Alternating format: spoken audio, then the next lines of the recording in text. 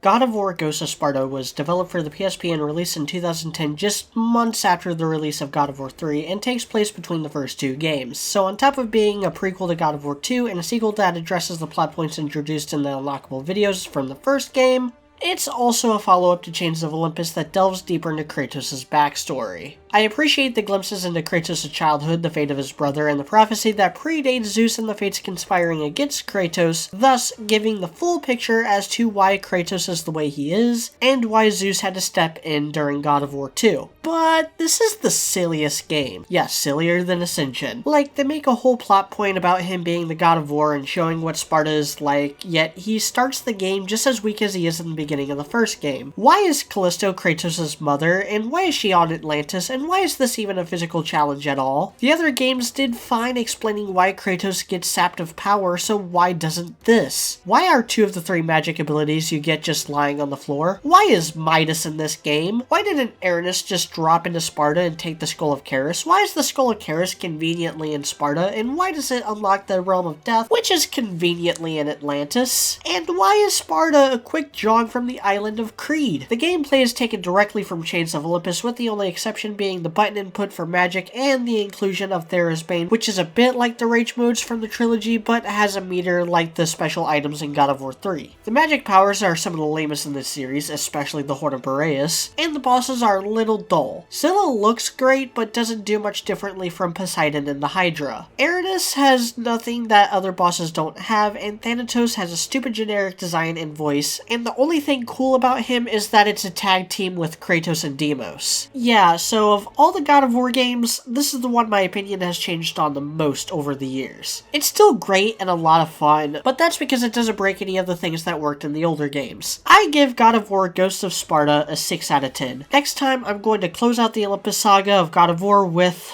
Ascension. I'm Mediocrity4, thanks for watching.